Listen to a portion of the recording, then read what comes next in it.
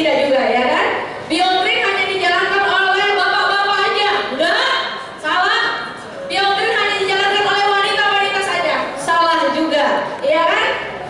Biontrin hanya dijalankan oleh mereka yang memang sudah punya pengalaman di industri network marketing? Tidak juga, ya. Siapapun, apapun background Anda, berapapun usia Anda, jika Anda ingin sukses, kendaraannya adalah BioGreen. Tepuk tangan sekali lagi untuk BioGreen, ya.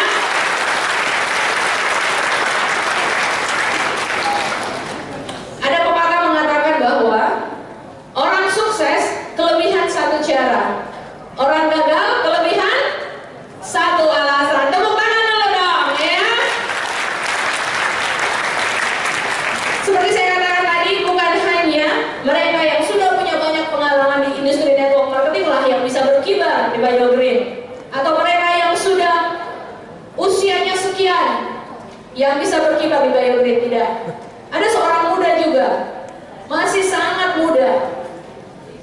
Saya berbahagia hari ini saya boleh juga menjadi seorang yang ada di ruangan ini yang boleh mengenal beliau, yang boleh bersalaman dengan beliau, dan yang boleh mendengar cerita kesuksesan dari beliau, ya. Ketika saya lihat dulu 2 bulan yang lalu, sebulan yang lalu, hanya fotonya aja lumayan tampan, ya, keren.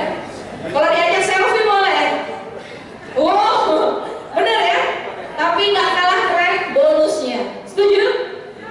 Ya, saya dulu pernah ketika di Singapura, di Malaysia, dulu ada seorang leader MLM cerita sama saya bahwa Santi, kalau kita berhenti di lampu merah, kemudian ada cowok tampan, cakep, kerennya itu luar biasa, tetapi dia hanya naik sepeda ontel, dilirik nggak ya di lampu merah? Dilirik apa enggak di lampu merah? Ya, tetapi kalau kita balik ceritanya, ada seorang yang kan terlalu tampan, ya lumayan lah ya, paling nggak nilainya tidak merah.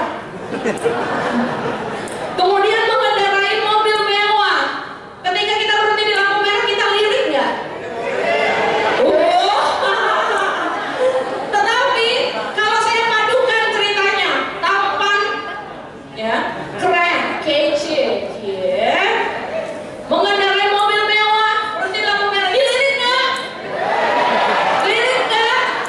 Lirik, ya. Pengen tahu nggak gimana sih bisa sukses seperti beliau di BioGreen? Yang pengen angkat tangan, saya katakan. Pengen nggak? Yang pengen angkat tangan, katakan saya. Siapa yang pengen? Wow, tepuk tangan, berdiri, kita sambut. Ada berikutnya dengan topik berani bermimpi, Bapak Jansen.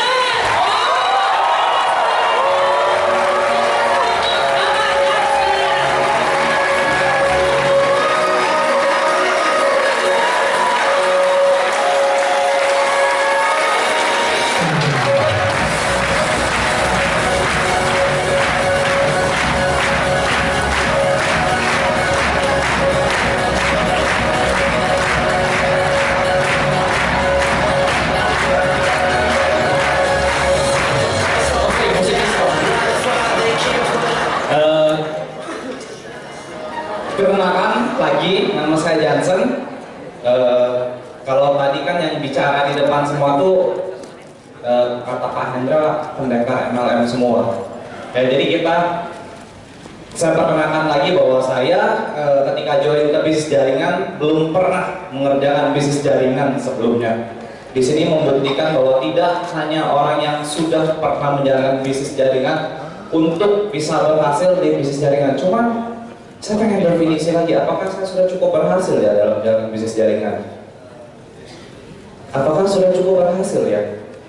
Menurut saya belum. Kenapa? Karena masih banyak sekali visi misi saya secara pribadi yang belum selesai, masih jauh sekali. Maka saya bilang, saya sampai hari ini terus belajar. Saya melihat slide presentasi dari Pak Hendra, konsultasi itu sangat penting. Sampai saat ini saya tetap melakukan konsultasi dengan Pak Leri ya. Nah, pikir-pikir kemarin kan disuruh kasih training nih, saya bingung juga nih, saya nggak pernah kasih training nih. Kalau Pak Hendra ini kan wah udah mahir sekali angkat topik, dan tepuk tangan buat Pak Hendra ya, luar biasa trainingnya. Ketika saya dikasih untuk membawa sebuah training, saya akhirnya memilih sebuah topik, yaitu apa? Berani bermimpi. Sebenarnya ketika saya memilih topik ini, apa ya? Gak pede untuk membawakan topik ini. Kenapa gak pede untuk membawakan topik ini? Topik ini saya bilang topik yang mungkin Anda di luar sana sering mendengarkannya, bahwa Anda harus punya impian, Anda harus berani bermimpi, Anda harus punya target, punya tujuan. Tetapi pada kenyataannya adalah orang-orang di luar sana banyak yang tidak berani untuk bermimpi. Kenapa? Oke, saya jelaskan kenapa. Berani bermimpi, saya pikir setiap dari kita yang hadir di sini punya satu impian, mungkin satu tarik. Kalau saya tarik garis, bahwa kita tuh punya 3 impian dasar setiap manusia. Apa? Kepengen punya apa? Rumah yang bagus, rumah atau apartemen yang bagus, tempat tinggal yang bagus, yang baik, yang layak. Lalu kepengen punya mobil seperti Pak Leri, betul atau betul? Betul ya. Lalu ketiga Pak, kepengen punya pemasukan atau income yang baik juga, atau income seperti Johnson. Nah, tetapi saya lihat di luar sana, kenapa kita sering dengar kita harus berani bermimpi, motivator, coach di luar sana selalu bilang berani bermimpi, tetapi pada kenyataannya berapa orang yang sukses dan berani untuk bermimpi? Bapak Ibu, saya kepengen ajak teman-teman, Bapak Ibu sekalian di sini semua untuk menggali apa yang kira-kira tuh membuat mereka tuh tidak berani bermimpi. Kenapa? Karena kita lihat kenyataan hidup di luar sana. Berapa UMR di Indonesia? Berapa Bapak Ibu? 2,5 juta, mungkin 3 juta agak naik. Ini gaji saya sekitar 5,5 tahun yang lalu ketika saya selesai kuliah, saya masuk ke sebuah perusahaan kerja di divisi PR saat itu ya, jadi ngurusin press release segala macam, itu dengan gaji 3 juta.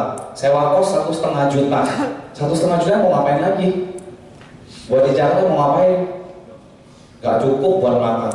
Tahu nggak, pada saat itu saya untuk makan, kebetulan pada saat saya kerja di perusahaan itu, saya dapat jatah makan siang gratis. Walaupun dapat jatah makan siang lah gratis, tetapi mereka ada shift malam, ada marketing shift malam, di mana marketing shift malam ini dapat, kalau yang sampai overtime ya kerjanya dapat makan malam gratis. Tahu nggak Bapak Ibu, untuk menghemat pengeluaran sampai kadang-kadang saya nyolong, tungguin sampai selesai semua segala macam, nggak ada, aman nih kayaknya, lumayan nih masih ada sisa nasi bungkus gitu, kayak boleh deh saya bawa balik 1 bungkus. Sampai seperti itu Bapak Ibu. Percaya atau tidak? Percaya atau tidak? Tidak percaya kalau lihat saya sekarang, benar nggak Bapak Ibu? Kalau sekarang saya bayarin orang, nggak mau lagi saya nyolong makanan yang dagingnya cuma seupil nih. Kalau sop tuh seupil jempol, ini cuma isi 3 doang. Tapi ini kenyataan hidup di luar sana. Ini kenyataan hidup. Inilah yang membuat saya berpikir bahwa ini loh, ternyata ini permasalahan yang ada yang membuat orang tuh menjadi tidak berani bermimpi. Kenapa? Karena memang keadaan mereka membuat mereka tidak bisa untuk bermimpi. Ya Bapak Ibu ya, bedakan sebuah perkataan Anda berani bermimpi atau memang keadaannya membuat Anda tidak berani bermimpi. Tangkap perbedaannya Bapak Ibu. Kalau di biografi kita berani bermimpi atau tidak Bapak Ibu? Berani semua ya. Saya yakin yang hadir semua di ruangan ini pasti berani bermimpi. Setuju? Setuju ya? Nah, topik ini terdengar begitu sederhana. Sederhana topiknya, berani bermimpi. Saya yakin semua di sini pasti sudah memiliki resolusi di tahun 2016 ini. Sudah belum? Ada yang belum punya? Ada yang belum punya impian atau resolusi untuk tahun 2016 di ruangan ini? Saya yakin semua sudah punya. Saya yakin pasti upline Anda sudah, sebelum penutup tahun ataupun membuka tahun yang baru, pasti sudah mengajak Anda berkumpul semua. Apa kira-kira yang Anda inginkan di tahun 2016 ini? Atau mungkin di Biogreen, saya yang tadinya rookie, saya mau jadi ke junior master. saya yang tadi junior master mau ke senior master, atau saya pengen menjadi filantropis juga. Ada yang mau nggak jadi filantropis? Kalau saya sih nggak mau filantropisnya. Saya mau 1 M per bulannya, saya nggak perlu filantropis. Tetapi itu sebuah penghargaan bahwa saat ini, dan itu menunjukkan bahwa itu memang ada di BioGreen. Saat ini saya dan Tante Inga yang memang sudah terbukti dalam waktu 1 tahun ya mencapai ke sana. Lalu saya bahas berani bermimpi. Ini dari tadi saya lihat tempat duduk mubazir ya. Mungkin saya duduk aja ya sebentar ya. Dari tadi kosong, nggak ada yang dudukin kan. Jadi ceritanya ini sebelum saya mulai sharing berikutnya adalah saya flashback kehidupan saya sekitar mungkin 2,5 atau 3 tahun yang lalu. Saat itu saya masih kerja sebagai karyawan di perusahaan investasi ya, dan saat itu saya masuk ke ruangan bos saya. Saya duduk ke ruangan bos saya. Kalau nggak percaya ada saksinya Ibu Felisa, manajer saya juga. Jadi kita sering ngumpul di sana. Saya cerita kebetulan di Genario Obi, kantornya lantai 41. Kebetulan dari lantai 41 itu kita ngeliat view kemana? Apartemen Tamrin Residence. Apartemen Tamrin Residence. Saat itu kan masuk kantor itu sekitar jam 9 atau setengah 10 lah. Nah saat itu tapi kalau dari rumah ya harus pagi karena minimal 1,5 jam perjalanan karena macet. Kalau enggak biasa didenda sehari 50.000 kalau telat absen. Jadi pas saya ngobrol dengan kurang lebih kayak gini ya, situasinya kayak gini kurang lebih. Ngobrol, aduh Bu, saya kepengen banget nih punya 1 apartemen di Tamrin Residence. Kenapa? Kebetulan saya juga nge-gym juga di daerah Grand Indonesia, kantor pun kesini jadi dekat. Jadi mungkin yang tadinya mesti bangun jam 8 saya bisa bangun jam setengah 9 atau mungkin jam 9 karena kan 10 menit sudah sampai. Itu saat itu saya tanya, Bu, harga di sana kira-kira berapa ya? Harganya sekitar 1 M sekian lah. Oke, pokoknya saya kepengen punya di sana. Tetapi pada kondisi saya saat saya di pekerjaan saya kemarin, saya bingung cara untuk mendapatkannya seperti apa. Gimana gue bisa beli harga apartemen 1 M sekian kan? Gimana caranya? Gaji cuma sekian, komisi sekian, harus cari sekian. Bingung Bapak Ibu, tidak punya ide. Ini yang saya katakan bahwa ini kenyataan di luar sana. Apalagi kita yang makan gaji bulanan ya. Di sini banyak sekali orang-orang sukses yang mereka punya karir yang luar biasa di pekerjaan mereka, sebulan 100 juta. Tetapi pertanyaannya, Anda mendapatkan 100 juta per bulan dari karir Anda di kantor, perlu waktu berapa lama untuk bekerja? Tanggung jawabnya sebesar apa? Performanya sejauh apa?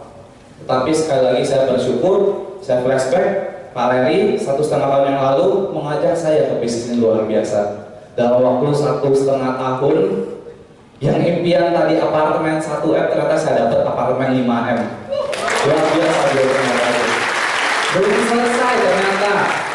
Bukan pamer. Ini sombong ala BioGreen atau pamer ala BioGreen. Ya, pamer ala BioGreen. Di sini member semua kan, jadi tidak terkesan pamer ya. Dapat 1 apartemen 5 M, dapat lagi 1 rumah di Alam Sutra 2 M sekian, beli lagi, dapat lagi 1 mobil mewah, baru dapat tadi Lexus. Dalam waktu 1,5 bulan, 1,5 tahun, sorry ya, 1,5 bulan dapat sih 1 mobil ya. Dalam waktu 1,5 tahun perjalanan itu membawa saya kepada apa yang tidak pernah, mungkin tidak berani saya pikirkan ya, tidak berani sampai sejauh itu.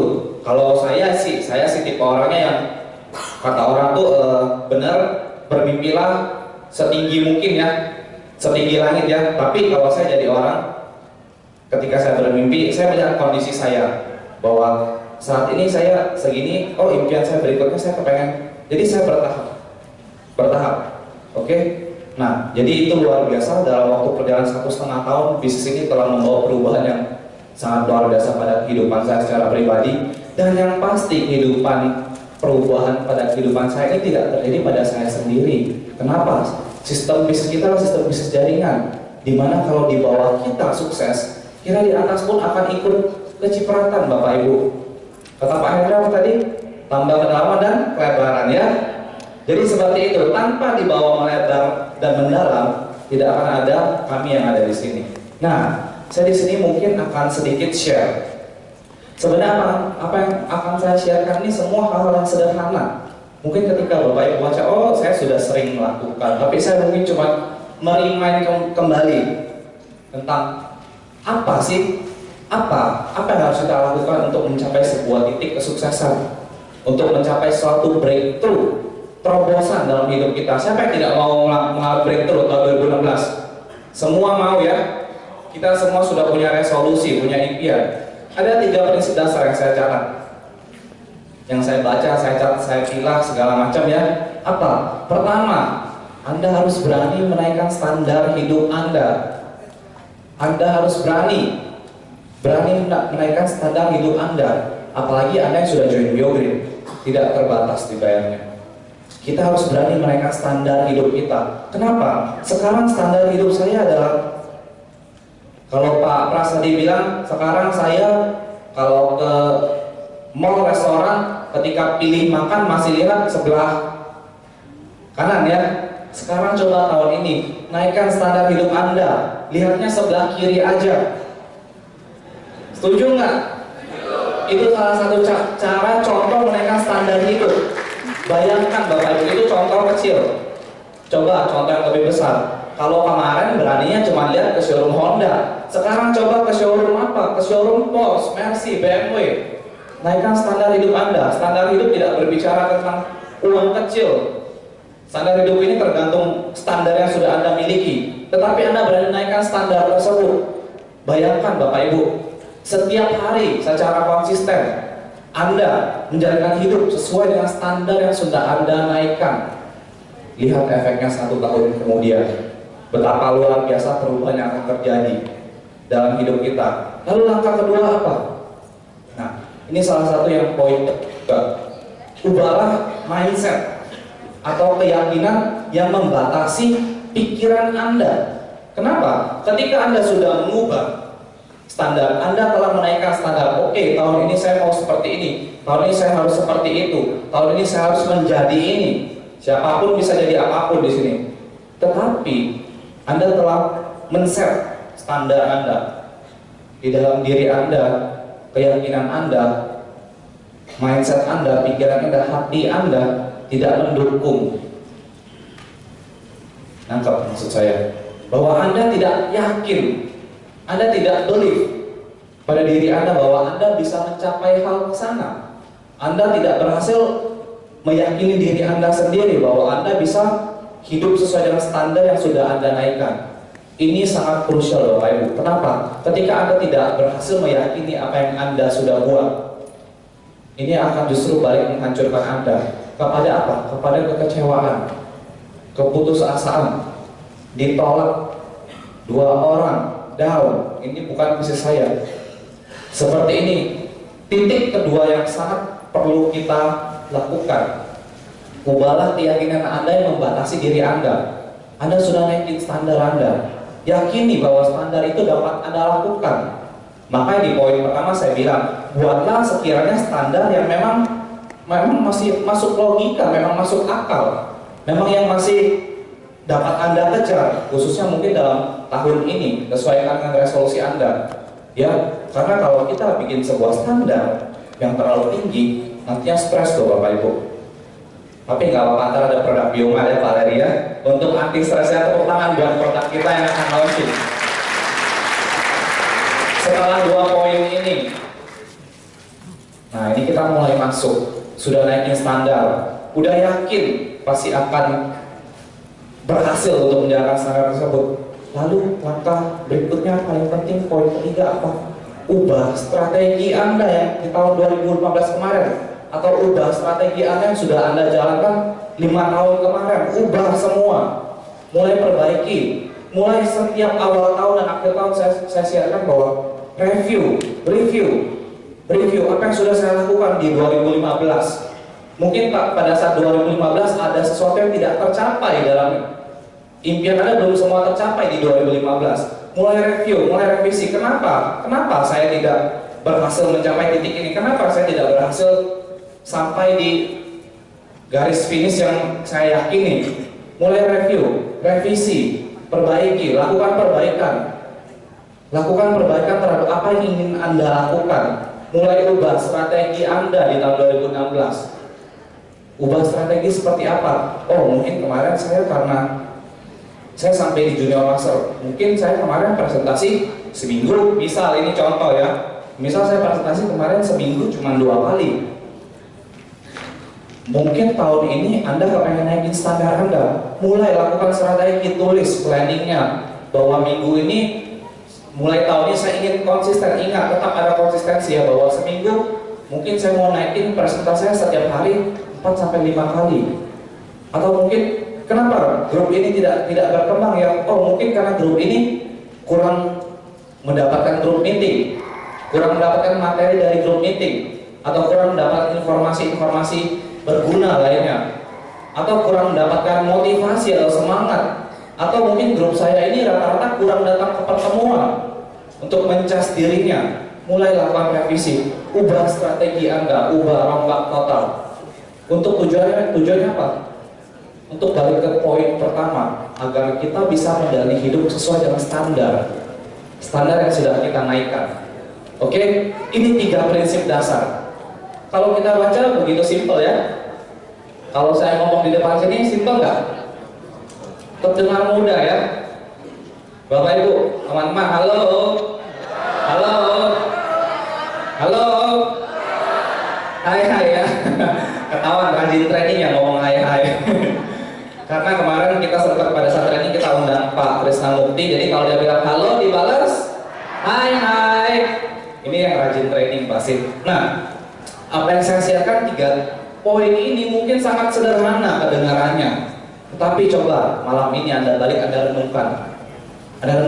Kalau Anda mau jalankan 3 ini, Anda ketika mau jalankan tidak segampang ketika saya membicarakan ini.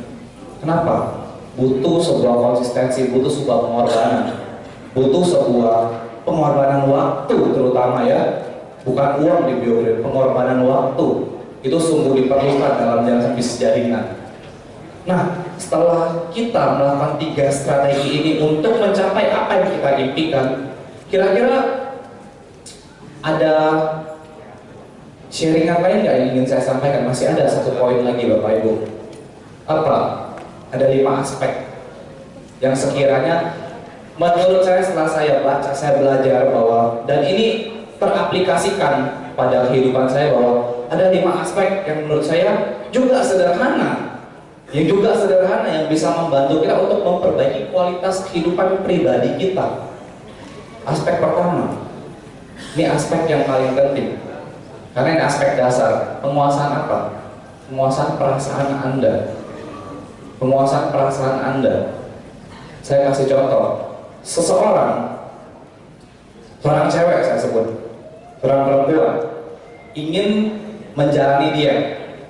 Dia ingin menjalani diet hanya karena kepengen berat di timbangannya turun atau lemaknya berkurang, atau dia ingin menjalani diet agar dia menjadi lebih pede ketika ketemu orang, atau yang kemarin mantannya tuh habis putusin dia demi cewek yang lebih seksi, gue buat nih, gue nyesel gue jadi cantik.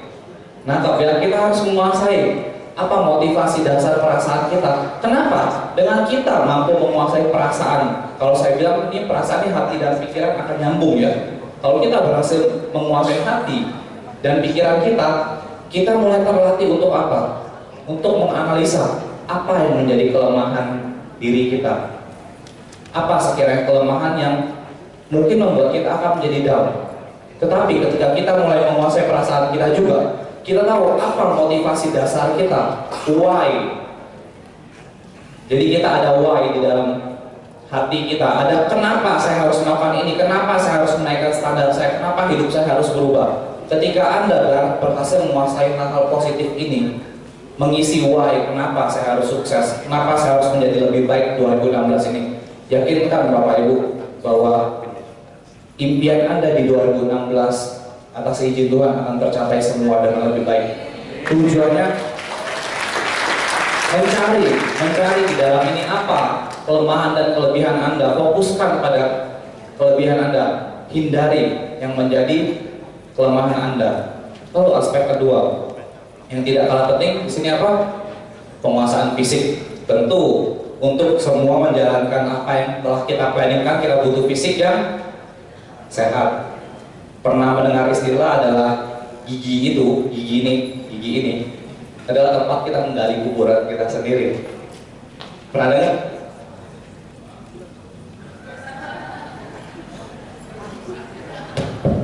Tes. Ya, jadi kenapa? Ketika seseorang saya punya keluhan kolesterol, saya punya keluhan diabetes, tapi nggak pernah mau jaga makan. Bagaimana Anda bisa presentasi? Gimana bisa presentasi dari pagi sampai malam? Downline ajak, Pak, grup meeting yuk, Pak, kita presentasi yuk. Aduh, kolesterol saya lagi kumat, asam urat saya lagi naik. Aduh, migrain saya kambuh. Penguasaan fisik ini sangat penting, Bapak Ibu. Pernah dengar juga mungkin ya, kalau ada kesehatan itu nomor 1. Walaupun Anda punya uang yang banyak tapi sakit-sakitan itu percuma. Saya pernah merasakan 1 tahun itu setiap hari sakit kepala. Walaupun dalam kondisi bukan yang benar-benar kekurangan, tapi itu sungguh tidak enak hidup. Makanya saya cinta banget sama BioGreen. Kenapa? Dapat konsumsi produk gratis untuk kesehatan. Dapat uang pun dapat, ya lumayan ya.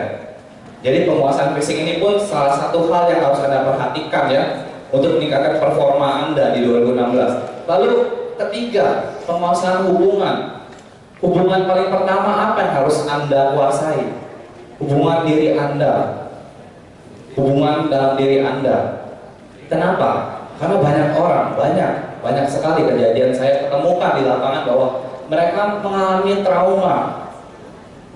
Trauma ini jadi menghambat mereka untuk maju, menghambat mereka untuk menjadi lebih baik, mendorong mereka bukan mendorong mereka untuk maju, tapi mendorong untuk mundur terus. Karena ada traumanya tidak bisa mereka atasi. Perbaiki dulu, cari apa kira-kira yang membuat Anda tidak bisa maju, apa yang menyakiti Anda, atasi hal tersebut. Lalu baru kita perbaiki penguasaan hubungan dengan orang tua kita, dengan teman-teman kita, dengan pacar kita ya. Bayangkan Bapak Ibu, kalau lagi putus cinta gimana tuh, cinta banget sama pacarnya, diajak prospek prestasi nggak mau, meditasi dia 1 bulan hilang. Ya, jadi penguasaan hubungan ini sangat penting. Dalam bayangkan habis putus pacaran, sebulan ditanya A jawab B, ditanya B jawab C, pusing, dia pusing, kawannya pun ikut-ikutan pusing. Akhirnya jaringannya pun pusing semua gitu kan. Jadi penguasaan hubungan ya. Lalu keempat, penguasaan keuangan. Ini pernah saya dapatkan dari sharing satu kata-kata yang selalu saya ingat sampai sekarang ini dari manajer saya di bisnis saya yang lalu, bahwa kita percaya tidak percaya bahwa uang akan datang kepada kita yang memang dalam posisi kita sudah siap menerima uang tersebut, Bapak Ibu. Ingat prinsip itu, bahwa uang, kekayaan itu akan datang kepada orang yang memang sudah siap menerimanya. Bagaimana proses penerimaannya itu? Setiap orang memiliki path yang berbeda-beda. Proses menuju kesiapan diri itu memiliki dikaliku jalan, alamatnya tuh beda-beda, directionsnya beda-beda. Ada yang mungkin harus ditolak sekali, Anda sudah bisa berhasil. Atau mungkin ada yang harus ditolak 10 kali, ada yang harus kerja dari pagi sampai malam, ada yang cuma kerja sehari cukup 1 jam cukup untuk bisa menjadi sukses. Ada, setiap orang memiliki path yang berbeda-beda. Tetapi percayalah Bapak Ibu, semua proses yang Anda lewati itu adalah untuk mempersiapi diri Anda untuk menjadi seseorang yang siap untuk menerima sebuah berkat yang besar. Kenapa? Pernah dengar cerita bahwa di Amerika sana ada seorang mungkin pengemis ya, pengemis seperti itu menang lotre, menang ratusan miliar, tetapi dalam waktu 1 tahun dia menjadi pengemis lagi. Tahu ya cerita itu, yang pernah dengar ya?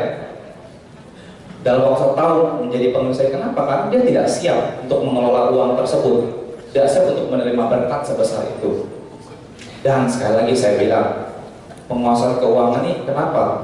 Walaupun path yang kita lewati, jalan yang kita lewati begitu sulit di BioGreen, saya bilang di BioGreen ya, tapi saya yakin ini worth it. Kenapa? Anda ketemu hanya perlu mencari satu Johnson kiri, satu Johnson kanan. Tetapi Bapak Ibu, Johnson ini ada di sini bukan tiba-tiba dapat 1 M. Butuh proses yang panjang juga. Butuh jalan itu berliku-liku juga untuk kedepannya. Ya. Lalu kelima, penguasaan waktu. Waktu ini saya bilang adalah pedang bermata dua yang bisa menjadi teman dan musuh kita. Dia akan menjadi teman ketika kita berhasil menghargai waktu. Tetapi ketika kita tidak menghargai waktu, waktu ini tidak bisa dinego. Dia tidak akan balik lagi. Nangkep ya? Dia akan menjadi teman kita ketika kita menghargainya hari ini. Bapak Ibu coba angkat tangannya sebelah kanan. Semuanya. Tepok sebelah kanannya. Lo 5 tahun yang dulu tuh lagi di mana sih? Lo lagi di mana? Lo lagi ngapain? Hidup lo gimana 5 tahun yang lalu? Coba kasih tahu ke sebelah Anda. 5 tahun yang lalu Anda di mana? Lagi ngapain? Jujur, coba ngomong sama sebelah. Belajar jujur salah satu resep sukses kok. Udah dikasih tahu belum 5 tahun yang lalu? Udah ya? Yang tangan kiri angkat. Tepuk tangan, tepuk sebelahnya. 5 tahun lagi Anda mau kemana? 5 tahun lagi mau kemana? Mau pindah apartemen mewah nggak? Mau punya mobil mewah nggak? Lalu angkat lagi tangan sebelah kanan. Tepuk diri Anda. Apa yang Anda mau lakukan hari ini untuk 5 tahun yang ke depan? Tanya pada diri Anda, tepuk. Johnson mau ngapain nih hari ini? Setiap hari mau ngapain untuk 5 tahun yang ke depan? Ini berhubungan dengan penutupan saya, pengambilan keputusan. Pengambilan keputusan apa yang Anda mau lakukan hari ini mempengaruhi 5 tahun Anda yang akan datang. Ini karena waktu sudah habis, saya selesaikan. Ada 3 aspek utama harus Anda selaraskan dalam hidup ini apa? Hati, pikiran, dan action. Hati, pikiran, dan action Anda itu harus semua selaras, sejalan. Hati Anda di rumah, pikiran Anda di kantor, action Anda sedang di ngafe di kantor, semua impian Anda tidak akan tercapai. Saya jamin kalau seperti itu. Ketika hati, pikiran, dan action yang Anda lakukan sejalan, selaras, sukses untuk Anda semua. See you at the top.